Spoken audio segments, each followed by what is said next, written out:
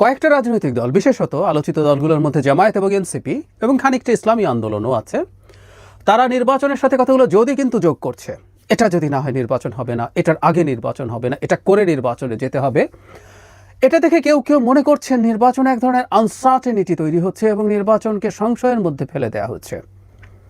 এটার যে তেমন কোনো সম্ভাবনা নেই তা বলছি না, সেই সম্ভাবনা খানিকটা হলেও আছে। কিন্তু আমি একটা কথা বলছিলাম, দীর্ঘদিন থেকে যেগুলো কতগুলো রাজনৈতিক বার্গেনিংয়ের এক ধরনের কৌশল হওয়ার সম্ভাবনা আছে, যথেষ্টই আছে, এই কথাটা আমি অনেক সময় বলার চেষ্টা করেছি। সম্প্রতি একটা রিপোর্ট এসছে কালের কণ্ঠে, যেখানে এই বিষয়টা নিয়ে আলাপ হয়েছে, নির্বাচনী জোট নিয়ে দৌড়ঝাঁপ, এবং তারাও এই যে চাপ তৈরির চেষ্টা, এটাকে এক ধরনের নির্বাচনী বার্গেইন হিসাবে দেখাতে চাইছে। তারা বলছেন বিএনপির নেতৃত্বাধীন একটা জোট হবে, আপনারা এই রিপোর্টটা একটু পড়ে নিতে পারেন। তারা বলছেন যে এখানে বিএনপির নেতৃত্বাধীন একটা জোট হতে পারে, তার সাথে দীর্ঘদিন থেকে মুভমেন্টে ছিল তাদের সাথে, তাদেরকে নিয়ে জামায়াতের নেতৃত্বে ইসলামী দলগুলো যে কয়টা সম্ভব তাদের একটা জোট হতে পারে, সেখানে তারা এনসিপি, এবি পার্টি এদেরকেও নেওয়ার চেষ্টা করছে। আবার আরেকটা যেমন গণ অধিকার পরিষদ, গণতন্ত্র মঞ্চ, এরা আবার আলাদাভাবে একটা জোটের চেষ্টা, এবি পার্টি এরা আবার একটা আলাদা জোটের চেষ্টা করা হচ্ছে। কিন্তু গণতন্ত্র মঞ্চ, গণ অধিকার পরিষদ, এবি পার্টি এরা আবার বিএনপির সাথেও জোট করে ফেলতে পারে, এই ধরনের কথাবার্তা আছে। কিন্তু আমি আসলে এই ভিডিওটা যেটা নিয়ে করতে চাই সেটা হচ্ছে, এখানে বিএনপির সাথে আসন সমঝোতার আলাপ আছে, এনসিপির আছে এবং জামায়াতের আছে।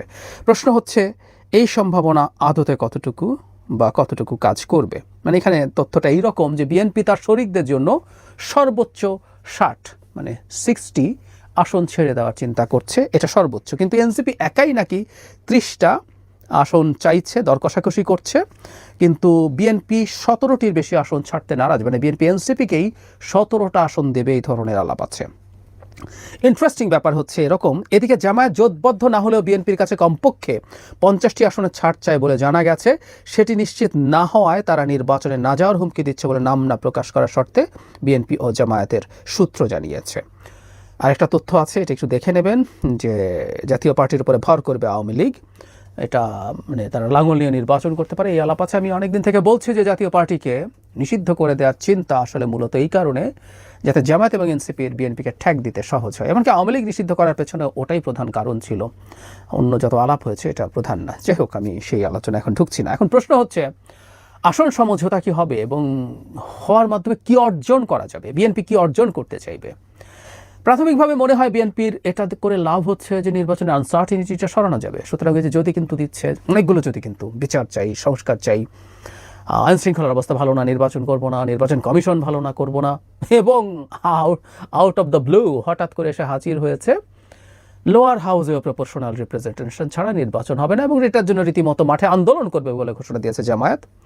ইসলামী আন্দোলন এটার কথা বলছে। এদিকে এনসিপি গতকালই দেখলাম তারা গণপরিষদ নির্বাচন দিতে হবে, এই আলাপে মাঠে নেমেছে। সুতরাং এই চাপগুলো থেকে মুক্তি পেতে বিএনপি সমঝোতা করতে পারে, এটাকে প্রাথমিকভাবে কারণ বলে মনে হয়। এফেক্টিভ কিছু কি হবে, মানে আমি দীর্ঘদিন একটা আলাপ করছি, আমাকে ব্যক্তিগত পর্যায়ে অনেকে মনে করেন বা বলেছেন এনসিপিকে বেশ কিছু সিটে ছাড় দেওয়া দরকার এবং এনসিপিকে পার্লামেন্টে আনা দরকার। শুধু সেটা না, কেউ কেউ বিএনপিকে 100-র বেশি আসনে, মানে বিএনপিকে 200-র নিচে থাকতে হবে, এই আলাপ করার চেষ্টা করেছেন, এবং বিএনপি যাতে 100-র বেশি আসন ছেড়ে দেয় এইটা বলার চেষ্টা করেছেন। সেটা কেমন হবে, সেটা আদৌ ফিজিবল কিনা, আচ্ছা করতে চাইলেও যতটুকু সে ছাড়তে চাইছে সেটাও বাস্তবে কী হতে পারে। বহুদিন বলেছে, ওখানে পার্সোনালি অনেকে প্রশ্ন করেছি যে এনসিপিকে ধরে নিলাম বিএনপি তাদের ডিজায়ার 30টা সিটি ছেড়ে দিল, এখন বিএনপি তাদেরকে কিভাবে জেতা নিশ্চিত করবে, এবং জিতলেও আরেক প্রশ্ন আছে, আমি সেই জায়গায় আসবো। ধরলাম এই 30টা সিটে বিএনপি ধানের শীষ দিল না, বহুদিন বলছি, আমি আবারও বলছি যেহেতু একটা আবার নতুন করে আলাপটা হচ্ছে, সেখানে বিএনপি কি তার স্বতন্ত্র সবাইকে ঠেকাতে পারবে? কোনো উপায় আছে? বিএনপির অসংখ্য স্বতন্ত্রের উপরে বিএনপির সর্বোচ্চ নেতৃত্বের নিয়ন্ত্রণই থাকবে না। বিএনপির বহু ক্ষেত্রে চাঁদাবাজিরই নিয়ন্ত্রণ বহিষ্কার করতে পারছে না। সুতরাং এই এমপি হওয়ার সুযোগ কে ছাড়বে? ধরলাম বিএনপির সর্বোচ্চ, মানে প্রত্যেকটা সিটে যে টপ ক্যান্ডিডেটস আছে 3জন 5জন, তারা মানলেন, যেহেতু তাদের একটা পলিটিক্যাল ভবিষ্যৎ আছে, তারা দলের কথা শুনলেন বা এটা অ্যাভয়েড করলেন না। বাকি যারা আছে 3-এর পরে 4, 5, 6, 7 বা 5-এর পরে 6, 7, 8, 9 যারাই আছে, এরা স্বতন্ত্র দাঁড়ালে এনসিপির লোকজন তাদের সাথে জিতবে। আমি কোনো সম্ভাবনা দেখি না দুই একজনের বাইরে, দুই একজনের সম্ভাবনা আছে কিনা আমি নিশ্চিত নই। তো তাহলে তারা জিতবেন কিভাবে? সিট ছাড়া হলো কিন্তু তারা জিতলেন না। আর বিএনপি স্বতন্ত্ররা এভাবে জানেন যে তিনি এবার এমপি হয়ে যেতে পারলে সেটাই তার জন্য অনেক কিছু, বিরাট কিছু। টপরা যদি দলের কথা শুনে রিফ্রেইন করে যে আমি ভবিষ্যতে এমপি হব বা আমি দলে কোনো পদ পাবো, সেটা বঞ্চিত হতে চাই না বলে দলের বিরুদ্ধে বিদ্রোহ করব না, অন্যরা করবে না কেন? খুব সহজ সুযোগ এমপি হওয়ার জন্য, কেন ছাড়বে? আচ্ছা, তাহলে জেতানোর জন্য যদি এভাবে না হয় তাহলে কি ইলেকশন ইঞ্জিনিয়ারিং করতে হবে? তাদেরকে যেতে পার্লামেন্টে নিতেই হবে, কেউ কেউ 100 জন নিয়ে যেতে হবে বলে আলাপ দিচ্ছেন। মানে গাঁজাখড়ির সীমা থাকা দরকার, কিন্তু সেটা দেখছি না আমরা।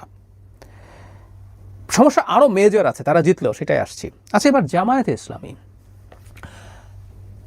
ইসলামী নির্বাচনে যাবে না বলে ঠেক দিচ্ছে, এবং এই মুহূর্তে জামায়াতে ইসলামী নির্বাচনে না যাওয়াটা অ্যাপারেন্টলি বিএনপির জন্য একটা প্রবলেম্যাটিক ব্যাপার। কারণ আওয়ামী লীগ যেহেতু মাঠে নাই, জাতীয় পার্টি যদি আসেন, এবং জাতীয় পার্টিতে যেটা বলা হচ্ছে যে আওয়ামী লীগের সিগনিফিক্যান্ট কিছু লোকজন, সিগনিফিক্যান্ট মানে ওই মার্কা মারা বাইরের কথা বলছি না, বিভিন্ন জায়গায় আওয়ামী লীগের যে পকেট আছে সেগুলোতে কিছু মোটা দাগে গ্রহণযোগ্য লোকজন, তারা হয়তো অ্যাক্টিভলি আওয়ামী লীগে ওভাবে ছিলেন না, কিন্তু আওয়ামী সিম্প্যাথাইজার্স, বিভিন্ন কলেজের টিচার বা এরকম লয়ার্স, এরকম লোকজন যদি আসে, আওয়ামী লীগের ক্যান্ডিডেট হিসেবে কেমন দাঁড়াবে বলা কঠিন। কিন্তু জামায়াতের মতো একটা এই মুহূর্তে দ্বিতীয় সর্বোচ্চ সমর্থনের দল না গেলে সমস্যা আছে। সুতরাং জামায়াত কি চাইতে পারে আমি কিন্তু আগেও বলেছি, সেটা হচ্ছে যেহেতু তাদের জোট হচ্ছে না, জামায়াতের সিটে যদি ধানের শীষ দেবে না, এটা কি হওয়া সম্ভব? আমি জানি না। এত বিরাট পাওয়ারফুল দল হয়ে গেছে জামাত, তারা ধানের শীষ তার ওখানে দেবে না, এটা মেনে নিয়ে নির্বাচন করবে, কিভাবে সম্ভব? I really don't know. আরেকটা কি করার আছে যে জামায়াত তার নিজে জিতবে, তার নিজস্ব যে হিসাব আছে সেটা এসে বিএনপিকে কোনো অনুরোধ করবে না, কিন্তু যেখানে তার জেতার সম্ভাবনা 50-50 বা 50-র কিছুটা কম, বিএনপির কিছুটা বেশি, সেখানে সে একটু তুলনামূলকভাবে দুর্বল ক্যান্ডিডেট দেয়া চাইবে যাতে জামায়াত জিতে আসতে পারে, এই ধরনের সাহায্য চাইবে। কারণ জামায়াত একটা পার্টি হিসাবে দাঁড়িয়ে থাকতে চায়, তাদের আমি ধারণা করি 30-এর বেশি সিট তারা চায়। তাদের সিট এখন ফার্স্ট পাস দ্য পোস্টে 15 হলেই অনেক বেশি হবে বলে আমার মনে হয়। 20 গেল, এটা অনেক কিছু, যদিও কি এক জরিপ বেরিয়েছে ওখানে বিএনপি জামাতের ভোট সমান দেখাচ্ছে। আম সরি, ওই জরিপ টরিপ আমি অ্যাগ্রি করি না, সেটা কেন সেটা আরেক আলোচনা। তো যাই হোক, জামাত সম্ভবত 30 পার হোক, তারা যদি 50 সিটে এরকম দিতে পারে, 30টাও যদি সিট পায়, তাদের হয়তো মনে হবে তারা একটা উল্লেখযোগ্য জায়গায় গেছে। এখন আমরা আসি মূল সংকটটার জায়গায়, এনসিপি জামায়াত। আগে এনসিপির কথাতেই আসে, জামায়াতকে বিএনপির কোনো ছাড় দেওয়া উচিত বলে আমি মনে করি না, কেন করি না আমি সেই জায়গায় শেষে আসবো। আচ্ছা, এনসিপিকে ছাড় দিয়ে এনসিপি বেশ কিছু জায়গায় জিতেও আসলো, তাত্ত্বিকভাবে ধরলাম 20টা সিটে জিতে আসলো, বিএনপি 30টাই ছেড়ে দিল, বা 15টা সিটে জিতে আসলো। মানে তাহলে কি এটা একটা আমিডামি নির্বাচন হচ্ছে, তাই তো? আমরা আওয়ামী লীগের আমিডামি নিয়ে হাসাহাসি করতাম, যেখানে জাতীয় পার্টিকে ছাড় দেওয়া হচ্ছে, ছাড় দিয়ে যে 18 সালের নির্বাচনেও জাতীয় পার্টিকে আওয়ামী লীগ আসন ছেড়ে দিয়েছে, জাতীয় পার্টি নির্বাচিত হয়েছে সো কল্ড, হয়ে এসে আওয়ামী লীগের ছেড়ে দেয়া, যেখানে সেখানে নৌকা ছিল না, সংসদে এসে তারা নাকি বিরোধী দল অফিসিয়াল, দুই একজন আবার ওই যে আমরা এভাবে ফান করে বলি কুসুম কুসুম সমালোচনা করতো সরকারেরও। সো এনসিপি এখন তাই করবে। ধানের শীষ প্রার্থী দেয় নেই এমন সিট থেকে জিতে এসে সে বিএনপির সমালোচনা করবে, এটা একটা হাস্যকর কিছু ছাড়া আর কিছুই হবে না। আমিডামি নির্বাচন করে একজনের ফেভার নিয়ে পার্লামেন্টে এসে বিরোধী খেলা হবে। যদিও তাত্ত্বিকভাবে আরেকটা ব্যাপার আছে, একটু বলে রাখা ভালো। আর্টিকেল 70 অনুযায়ী দলের, এখনকার যে বিদ্যমান আর্টিকেল 70, দলের বিরুদ্ধে ভোট দেওয়া যায় না, কিন্তু বেসরকারি সদস্য যারা, বেসরকারি সদস্য মানে যে দল সরকার গঠন করবে তার যারা মন্ত্র পরিষদে যাবে তার বাইরে সব সদস্য আসলে বেসরকারি সদস্য। সো দলের সদস্যরাই দলকে সমালোচনা করতে পারে।